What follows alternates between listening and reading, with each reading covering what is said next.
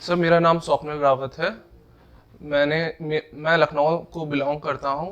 मेरी स्कूलिंग लखनऊ से हुई है। उसके बाद मैंने ग्रेजुएशन में एरोनॉटिकल इंजीनियरिंग किया है Feroze Gandhi institute of engineering and technology से, और उसके बाद से मैं सिविल सर्विसेज एग्जामिनेशन की तैयारी कर रहा हूँ। सर मेरा आपने एमए भी किया है? No sir.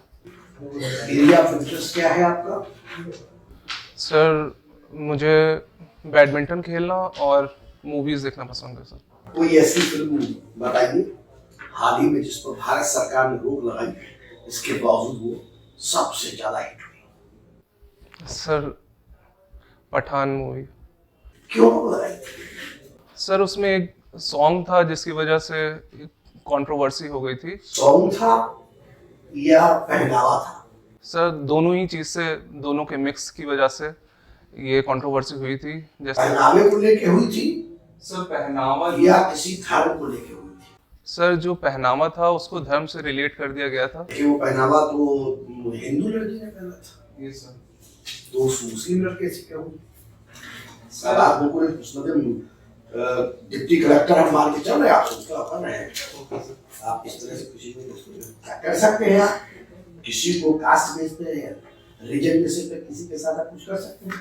सर मेरे हिसाब से तो ये गलत है, क्योंकि कोई भी धर्म जो है वो रंग से नहीं जाना जाता है, और उस धर्म, ये जो चीज़ हुई है ये एक धर्म के खिलाफ प्रेजुडिसेस या डिस्क्रिमिनेशन की वजह से हुआ है। उसके बाद वो एक बम्पर सक्सेस क्यों हो गई? सर बम्पर सक्सेस इसलिए हो गई क्योंकि जो देश की जनता है उसने सपोर्ट किया, वो उस विचारधारा से नहीं मैच करती है जो विचारधारा कुछ लोगों की है। आप लोकल लखनऊ के? Yes sir. लखनऊ से कितनी नदियां निकलती हैं? सर मुख्य नदी तो गोमती नदी है, और उसके अलावा इंदिरा डैम जो निकलता है, इंदिरा नहर कैनाल निकलता है। नदी सर नदी तो गोमती नदी मुझे याद आ रही है। What is BBC episode? Running episode क्या है? रनिंग एपिसोड बीबीसी का क्या है? सर बीबीसी ने एक documentary the Modi question the Gujarat rights 2002 के नाम से निकाली, जिसमें 2 एपिसोड्स थे, जिसको गवर्नमेंट ने ब्रॉडकास्ट होने से मना कर दिया, और उसकी वजह से जो है ये कंट्रोवर्सी हुई है। और अभी कल ही जो है आईटी की रेड कहें या सर्वे कहें, जैसे आईटी ने कहा है, वो हुआ है। लखनऊ को लखनऊ ही क्यों कहा जाता है? क्यों नहीं लखनऊ को लक्ष्मणपुरी कहा जाता? और लखनऊ के नाम परिवर्तन के साथ डिबेट बड़ी चल रही है। Should it be remain Lucknow और चेंज? मुझे कोई आपत्ति नहीं होगी अगर नाम भी बदला जाएगा, क्योंकि खाली नाम बदलने से अभी हम आपका नाम स्वप्निल की जगह कुछ और कर सकते हैं। सर मेरी अगर क्वालिटीज में डिफरेंस नहीं आएगा नाम से, मतलब जो उस जगह की क्वालिटीज हैं, जो कि गंगा जमुना तहजीब है, उसको नाम से चेंज करने से कोई ज्यादा फर्क नहीं आना चाहिए। आपके हिसाब से चेंज कर देना चाहिए? सर मैं इसके पक्ष में हूँ कि अगर चेंज हो जाएगा तो मुझे उससे कोई तकलीफ नहीं है। कल के पेपर में स्टेटमेंट है, पास समाज ने मुख्यमंत्री को दी चुनौती, नाम बदल के देखो। कल के पेपर में मेन हेडलाइन, तो शहर का नाम बदल देना अगर वो है तो फिर इसका मतलब रामचरितमानस की भी उस अंशों को हटा देना चाहिए। सर रामचरितमानस की जो कंट्रोवर्सी चल रही है, उस पर मैं ये कहूँगा कि रामचरितमानस जब लिखी गई थी, नहीं कर पाएंगे। हाँ, ये बताइए what is Hindenburg research? Sir Hindenburg research एक यूएस फाइनेंशियल एनालिस्ट फर्म है, जो कि कई कंपनीज के ऊपर रिसर्च करता है, और उसके बाद उसकी स्टॉक मार्केट या उसके अंदर जो भी चीज़ें चल रही हैं उसके बारे में इन्वेस्टिगेट करता है और उसकी फॉल्ट लाइंस निकालता है, जैसे कि उसने अभी अडानी इंटरप्राइजेस के लिए किया है। लखनऊ के अंदर कितनी यूनिवर्सिटीज, मेजर यूनिवर्सिटीज इस वक्त है? सर लखनऊ, सर मेजरली अगर मुझे याद आ रहा है, जैसे लखनऊ यूनिवर्सिटी सबसे ऊपर है, उसके बाद फिर सर प्राइवेट यूनिवर्सिटीज बहुत हैं। नहीं मैं प्राइवेट नहीं चर्चा गवर्नमेंट की बात करेंगे, प्राइवेट तो उसका तो जाएंगे। मैंने आपसे पूछा कौन सी यूनिवर्सिटी से पंजाब में। सर इस वक्त मुझे याद नहीं आ रहा है। डोमेस्टिक वायलेंस एक्ट कब पास हुआ? Sir domestic violence act sir 1955 में आई थिंक। मतलब ही नहीं था तब। Mr. Swapnil Rawat, yes, very dressing personality, smart personality. So I hope the answer should also be smart. You are an aeronautical engineer. Yes sir. Then why are you coming in this services where you will get 70,000 per month hardly, and that's also transfer posting is also uncertain. Lot of burden from political bureaucracy and administrative bureaucracy. Lot of mental pressure, uncertainty of posting, and getting very less amount even then you want to join this service. Why so? Sir मैंने aeronautical engineering जब opt करी थी तो मुझे technical knowledge, जब मैं 12th में था उसके बाद से मुझे मैथ्स में इंटरेस्ट था। इस वजह से जब मैंने इंजीनियरिंग की एग्ज़ाम किए तब मुझे एरोनॉटिकल इंजीनियरिंग बहुत फैसिनेटिंग लगी, इसलिए मैंने उसे ऑप्ट किया था। लेकिन जब फाइनल ईयर में जब मैंने इंडस्ट्रियल विजिट करी, सेमिनार्स किए, मैंने उसमें भी इंटरेस्ट लिया था। मैंने हर चीज़ उसमें पार्टिसिपेट करी, हर चीज़ मैंने समझी है। मैंने इंदिरा गांधी राष्ट्रीय उड़ान एकेडमी से भी मैंने वहाँ से इंडस्ट्रियल विजिट करी। लेकिन मैंने जब इंडस्ट्रियल विजिट करी तो मैंने पाया कि वहाँ का टेक्निकल एस्पेक्ट जो एयरक्राफ्ट के लिए है वो ज़्यादा था, उसमें में सर मेरी रुचि थोड़ी सी कम थी। इस वजह से जो है मैंने सोचा कि मैं इसमें आगे कंट्रीब्यूट नहीं कर पाऊँगा, तो मैंने इसलिए सिविल सर्विस। इतना रुपया खर्च कर, कितना पैसा खर्च होता है इंजीनियरिंग करने में, एरोनॉटिकल इंजीनियर बनने में? लाखों नहीं सर एरोनॉटिकल इंजीनियरिंग मैंने Feroze Gandhi institute of engineering से रायबरेली से। Your father has invest to make you aeronautical engineer? Sir at least 4 lakhs। 4 lakh में इंजीनियर कौन सा बना देगा? 4 लाख में तो सर मेरा जो कॉलेज था वो सेमी गवर्नमेंट था, तो इस वजह से फीस और भी ज्यादा महंगा पड़ता है।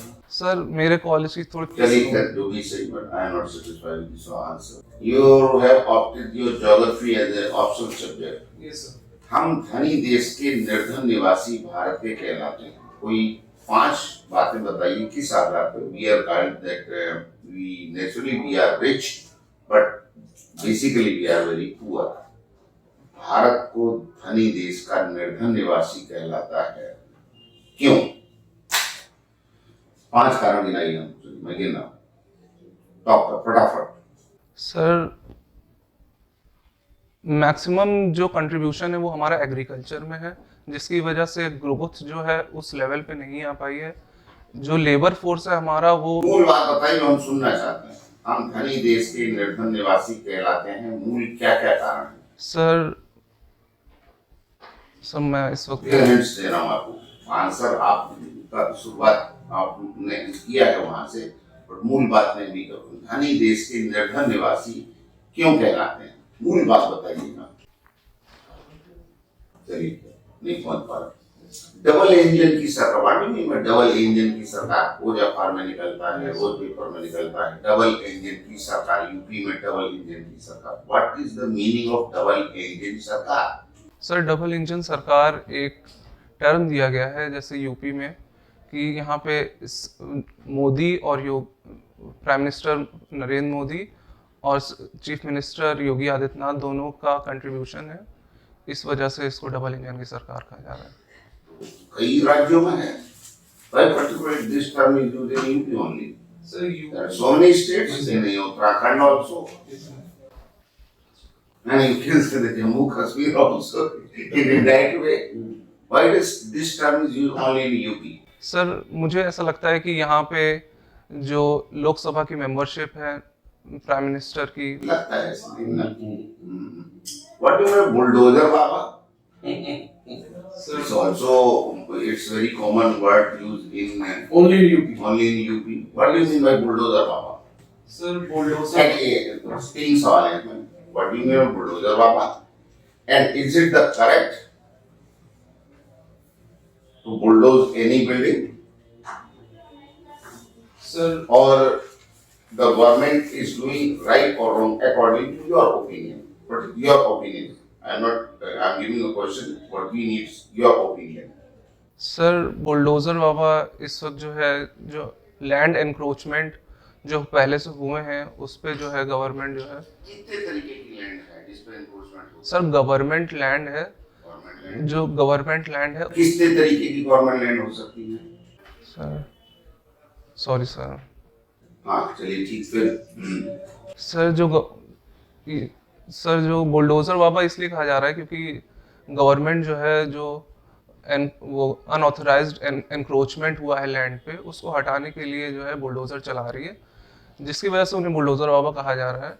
सर मैं इससे सहमत हूँ क्योंकि कोई भी अगर इलीगल एनक्रोचमेंट है उसे हटाना सही है, लेकिन अगर वहाँ पे एनक्रोचमेंट पे जो लोग रहते हैं उनको रिहैबिलिटेट सही से किया जाए और उनको एक प्रॉपर जो है घर दिया जाए। अगर अतीक अहमद ने इलाहाबाद में 50 करोड़ की बिल्डिंग हटाया दिया तो उसको बुलडोजर चलाने वाले अतीक अहमद को दूसरी बिल्डिंग सरकार बना के नहीं, अतीक अहमद को सर नहीं दे, लेकिन जो वल्नरेबल सेक्शन है, वीकर सेक्शन है, जिसको जो अफोर्ड नहीं कर सकते वो जवाब ही नहीं दे पा रहे। जो मैं सुनना चाह रहा हूँ इसका एक्चुअल जवाब हम बड़ा सरल सवाल बुलडोजर बाबा कहा जाता है ये तुमने एक्सप्लेन कर दिया। अब ये सही है तुम्हारे नजरिए से या नहीं, इसका उत्तर नहीं जो मैं सुनना चाह रहा हूँ वो नहीं, या जो बोर्ड सुनना पसंद करेगा। सर मेरे हिसाब से सर ये पॉलिसी जो है सर सॉरी सर ये एक्शन जो है वो मेरे हिसाब से सर कुछ हद तक सही है, लेकिन जो है किसी भी वल्नरेबल किस आधार पर कह सकते हो सही है सर कि क्योंकि जो भी लैंड मिलेगा गवर्नमेंट को उस पे पार्क्स बनेंगे, कोई भी एक न्यू एक्टिविटी होगी जिससे कि employment generation. Courts are there, yeah. Courts are there for that purpose. You have no right to bulldozerize anything. अगर हमने आपको या आपने हमको गाली दी हम थाने में जाएंगे, सुनो उठा कर रिवॉल्वर लेके गोली मार देंगे। जुडिशियल पावर तो जुडिशियरी को है, जुडिशियल एक्शन हुआ ना तो क्राइम का एक पार्ट है। लेने जाकर माइक इज राइट है बस लेने जाकर के इस चीज को उत्तर से बाद में हम डिस्कस करेंगे। तो आप नगीना में कोई डिस्ट्रिक्ट बिजनौर में पड़ता वहाँ के एसडीएम और काफी पहाड़ के किनारे का बड़ा कीमती जंगलात है वन विभाग का, और उस जंगलात के जमीन पर तुम्हारे रेंज का जो आईजी है उसकी नजर गड़ी है और तुम्हारे से डीएम्स के कह करके दबाव डालना चाह रहा है कि किसी तरीके से ये लैंड वन विभाग की करके गांव समाज की करके और हमारे नाम आवंटित कर दो 50 एकड़ जमीन। तुम्हारे रेंज का आईजी तुम्हारे डीएम से कह करके तुम पे दबाव डलवा रहा है। आप पुलिस के वहां के एसडीएम तुम्हारे डीएम से कह करके ये सीधे वहां का आईजी जो है पुलिस का वो कह रहा कि ये जमीन वन विभाग से गांव समाज में तरमीम कर दो और हमारे नाम इसको आवंटित कर दो। आप एसडीएम है, आप क्या एक्शन लेंगे? सर मैं देखूंगा कि इसका लीगल एस्पेक्ट क्या है, कि अगर मेरे इसमें ज्यूरिसडिक्शन है जहां तक मेरे काम करने की मैं उसको देखूंगा, उसके बाद ही इसके आगे कोई काम करूंगा। बता दो वन विभाग की जमीन है वो तुम्हारे ऊपर दबाव डाला है, इसको गांव समाज की जमीन में तरमीम कर दो, तरमीम करके हमें आवंटित कर दो, 50 एकड़ जमीन है। सर मैं इस तरह से नहीं करूंगा। ठीक है, एक और सवाल ये क्वेश्चन सिचुएशन रेज दे रहा हूँ। होली का मौका है, छोटी मोटी बात को लेकर के दो शेड्यूल कास्ट के लोगों का ट्रक रोके जाने को लेकर नशे की हालत में ट्रक रोका गया। ट्रक रोके जाने में शेड्यूल कास्ट के जो लड़के थे उन लोगों ने नशा किया था बहुत ज्यादा और ट्रक के ड्राइवर को जबरदस्ती रुकवाया, नहीं रोक रहा था तो किसी तरीके से रुकवाया, रोक करके उनके साथ मारपीट की। जब ज्यादा मारपीट की तो ट्रक ड्राइवरों ने चापड़ से हमला कर दिया और दोनों शेड्यूल कास्ट के लड़के मर गए मौके पर। इलाके का टोटल पूरा होली का मौका है, पूरे उन्होंने डेड बॉडी ला करके थाने में रख दिया है। आप इलाके के पुलिस अधीक्षक हैं, क्या करेंगे? थाने पे डेड बॉडी रखी है, शेड्यूल कास्ट के लोग आ रहे, होली का दिन है और शेड्यूल कास्ट की मुख्यमंत्री है उत्तर प्रदेश। सर सबसे पहले तो मैं क्राउड को रेगुलेट करूंगा कि कोई भी मॉब जो है कंट्रोल करूंगा कि कोई भी क्राउड जो है वो हावी ना हो जाए और सिचुएशन जो है लॉ एंड ऑर्डर के खिलाफ हो जाए। तो सबसे पहले तो मैं क्राउड को कंट्रोल करने की कोशिश करूंगा। उसके बाद मैं सब दोनों पार्टी के पक्ष सुनूंगा कि जो जो जिनके हत्या हुई है उनके पेरेंट्स की बात सुनूंगा और जो ट्रक ड्राइवर है उसकी बात सुनूंगा। जो भी इसमें लीगल एस्पेक्ट होगा मैं अपने सीनियर से कंसल्ट करूंगा और इसके बाद ही मैं जो है इस पर एक्शन लूंगा। माफिया सब यूपी से निकला है, इसका क्या तात्पर्य होता है? माफिया राज, यूपी में माफिया राज चला, विरोधी कहते हैं। What do you mean by mafia raj? Sir mafia राज से हम ये समझते हैं कि sir lack of law and order. Recently जो है बीबीसी डॉक्यूमेंट्री को यूनिवर्सिटीज में दिखाने से रोक दिया, आपका क्या राय है? दिखाने देना चाहिए या नहीं, और उसके सपोर्ट में आप क्या कहते हैं?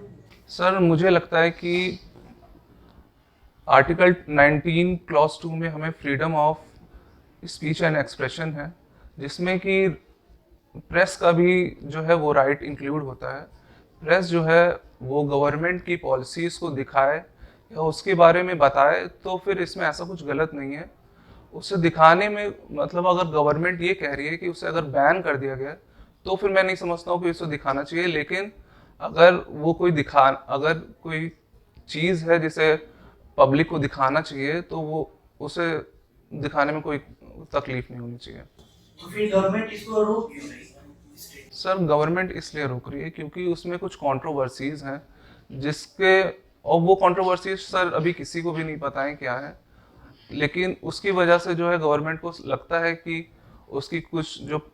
उसकी जो इमेज है थोड़ी सी डाइल्यूट हो सकती है, इस वजह से वो जो है वो नहीं दिखाना चाह रही है। तो लग रहा है कि उन्होंने कुछ कैसे इमेज कैसे डाली गवर्नमेंट का, क्या कारण है जो इमेज डाली? सर मेरी ओपिनियन में ये है कि नेक्स्ट ईयर जो है वो लोकसभा इलेक्शंस हैं, तो इस वजह से जो है अभी से एक एटमॉस्फेयर जो है वो क्रिएट करना चाह रही है गवर्नमेंट। जो मतलब एक जो एटमॉस्फेयर है वो मतलब अपना बना के रखे कि उसकी जो इमेज है वो थोड़ी खराब ना हो, इस वजह से ये बताइए आप चोरी कर रहे हो और अगर कोई आपने पकड़ रहा है आपको बता रहे तो आप उसकी जवाब दबा देंगे? आप चोर नहीं कहेगा कोई आदमी। सर ऑस्कर वाइल्ड का एक बहुत मजबूत कोटेशन है। ऑस्कर वाइल्ड ने कहा है जनता गजब की सहनशील होती है, वो प्रतिभा के अलावा सब कुछ माफ कर देती है। अगर आप एक अफसर है चोरी करेंगे तो जनता आपको पीछे ही छोड़ेगी नहीं। चोर चोरी कर रहा है उसका पेशा है, मतलब आप समझ लीजिए क्यों नहीं दिखाई जाएगी। और ये आप कहाँ दिखा रहे हैं, सबसे बड़ा इम्पोर्टेंट यूनिवर्सिटी में कौन पढ़ते हैं? Sir students primary no sir mature. तो उनको पता होना चाहिए कि नहीं अपने गवर्नमेंट के बारे में, अपने पार्टी जो भी हो रही है, अपने कंट्री के बारे में उसके विचार होने चाहिए कि नहीं? वहाँ पे वाद विवाद होना चाहिए कि? सर मुझे तो लगता है होना चाहिए। मैं तो मतलब इसके चीज़ के सपोर्ट में हूँ कि मतलब गवर्नमेंट की कोई भी पॉलिसीज़ हैं, कोई भी इंफॉर्मेशन है, कोई भी चीज़ है उसको डिस्क्लोज करना चाहिए पब्लिक के आगे, क्योंकि गवर्नमेंट हमारी एक रिप्रेजेंटेटिव गवर्नमेंट है। क्योंकि पब्लिक को जब तक नहीं पता होगा अपनी गवर्नमेंट के बारे में तब तक वो जो है सही डिसीजन नहीं ले पाएगी चूज करने में अपने रिप्रेजेंटेटिव। मतलब आप कहना चाह रहे हैं whatever government is doing is wrong? Sir मैं ये कह रहा हूँ कि बीबीसी ब्रॉडकास्टिंग से जो है होनी चाहिए कि उससे तकलीफ नहीं है। गवर्नमेंट इज डूइंग रॉन्ग और right? Sir government is doing wrong. Swapnil ji आपने वैकल्पिक विषय ज्योग्राफी रखा हुआ। Yes sir. मैं जानना चाहता हूँ ज्योग्राफी में क्या पढ़ते हैं, ज्योग्राफी में कंटेंट क्या है? सर ज्योग्राफी जो है वो 2 पार्ट्स में डिवाइडेड है, जिसमें हम लोग पहले तो इसकी एक फिजिकल ज्योग्राफी पढ़ते हैं और उसके बाद जो पेपर 2 है वो इंडिया ज्योग्राफी पे रिलेटेड है। जो फिजिकल ज्योग्राफी है उसमें फिजिकल एस्पेक्ट्स हैं, जैसे कि लैंड फॉर्म्स कैसे फॉर्म होते हैं, उसकी क्लाइमेटोलॉजी, ओशनोलॉजी, जो मॉर्फोलॉजी, वो सब चीज़ें डिपेंडेंट होती हैं। चलिए ठीक है, हम 2 मिनट में आपको बुला रहे हैं। 12वीं के बाद हर स्टूडेंट के जहन में उठता है एक सवाल कि आखिर 12वीं के बाद क्या है उनके करियर की, इंजीनियरिंग, मेडिकल, साइंस, कॉमर्स या फिर ह्यूमैनिटी। 12वीं के बाद ये सारे कोर्सेज हमारे सामने ताथैया करने लगते हैं। अगर मैं आपसे ये कहूँ कि ग्रेजुएशन के साथ साथ आप सिविल सर्विसेज यानी कि IAS को कर सकते हैं क्रैक, तो शायद आपको ये मजाक लगे, लेकिन ऐसा बिल्कुल भी नहीं है। आप अपने IAS बनने की सपने को कर सकते हैं साकार आकार के जूनियर IAS बैच के साथ। तो आकार के जूनियर IAS बैच का हिस्सा बनने के लिए आप अपकमिंग 23 अप्रैल को होने वाले एंट्रेंस एग्जाम में पार्टिसिपेट कर सकते हैं तथा आप सिविल सर्विसेज की तैयारी को शुरू कर सकते हैं। तो फिर देर किस बात की, आकार जूनियर IAS बैच के एंट्रेंस एग्जाम में पार्टिसिपेट करने के लिए अपने आप को रजिस्टर कीजिए, या इससे जुड़ी और ज़्यादा जानकारी के लिए आप हमें कांटेक्ट कीजिए, या फिर आप हमारी ब्रांच पर आकर के विजिट भी कर सकते हैं।